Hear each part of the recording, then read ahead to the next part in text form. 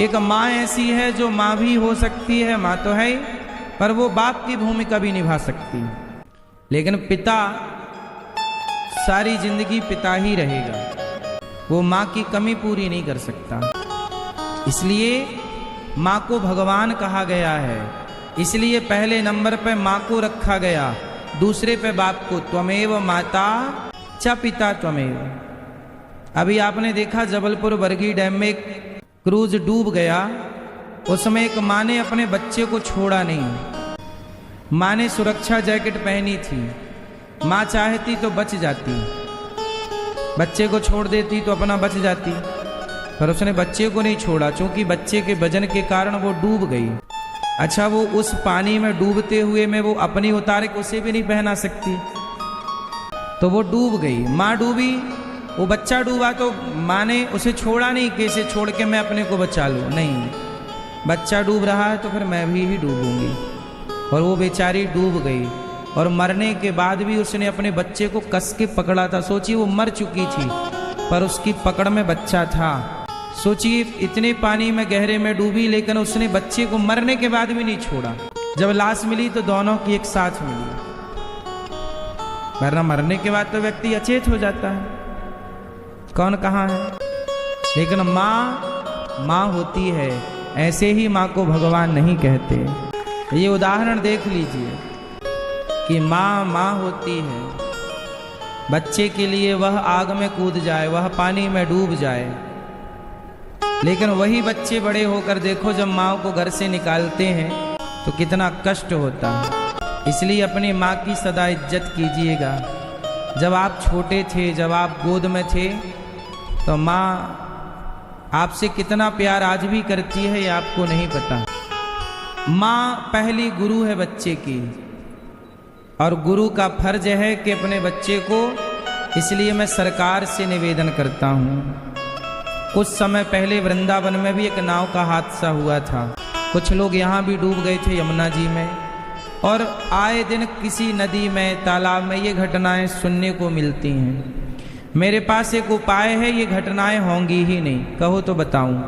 उपाय ये है कि जैसे बच्चों को आप स्कूल में पढ़ाते हैं, इतने सारे पीरियड होते हैं, तो मैं निवेदन करूंगा सरकार से कि स्कूलों में ही बच्चों को क्लासों में इतना कुछ पढ़ाते हैं, इतने सब्जेक्ट हैं, तो स्विमिंग का एक सब्जेक्ट और जोड़ दिया जाए, और बच्चों को स्कूल में ही तैरना सिखाया जाए। क्या सिखाया जाए? हर स्त्री को तैरना आना चाहिए, हर पुरुष को तैरना आना चाहिए। सही है गलत है? हर बच्चे को तैरना आना चाहिए। यदि तैरना आता तो चलो नाव डूब गई थी तो कोई ना मरता, क्योंकि वो नाव लगभग किनारे थी, किनारे से थोड़ी दूर थी, तैर सकते। उनमें से एक बच्चा तैर के आ गया था जिसको तैरना आता था। यदि तैरना आता, आपने सब कुछ सीखा पर तैरना नहीं सीखा, पार जाना नहीं सीखा, तो क्या सीखा? इसलिए ये हादसा हमारे भारत में हर शहर में, हर जगह एक नदी है, एक तालाब है। हम लोग तो पानी से घिरे हुए हैं, हमारे सारे तीर्थ स्थल नदियों के किनारे हैं। बोलो हाँ। और तीर्थों में नहाने जाओ तो नदी में ही नहाना होता है। तैरना सबको आना चाहिए। सही है गलत है? तैरना सबको आना चाहिए। नाव डूब भी जाए तो कोई फर्क नहीं, अपना कूद के पार लग जाए। और आप थोड़ा तैर भी लेंगे, थोड़ा चलो तैरना इतना तो आए कि कम से कम पानी के ऊपर आप बने रहें। इतनी देर में कोई सुरक्षा करने वाला पहुंच ही जाएगा। कोई लंबी तैराकी नहीं आती, चलो पानी में बने तो रहो, पर डूबो तो ना। आत्मरक्षा, आत्मरक्षा सबसे बड़ा धर्म है। अपने को बचाओ। इसलिए आपने बच्चों को ये डिग्री दी, वो डिग्री दी, ये पढ़ाया, वो पढ़ाया, तैरना तो सिखाया नहीं। इसलिए पहले भी मैं ये बात बता चुका हूँ कई बार, हर बच्चे को तैरना आना चाहिए। पहले ऐसा था, हमारे घर के सामने तालाब था, हमें किसी ने तैरना नहीं सिखाया, हमें पता ही नहीं हम कब तैरना सीख गए। तालाब सामने था, पहले हर गांव में तालाब थे, हर गली मोहल्ले में तालाब थे। सबको, पुराने लोगों को, अधिकतर लोगों को तैरना आता है। कितने भी पुराने, क्योंकि सबका काम नदी से, पहले नल नहीं होते थे, नदी का पानी पीने के लिए होता था, तालाब का पानी पीने के लिए होता था, सबको पानी से काम था, तो तैरना सब जानते थे।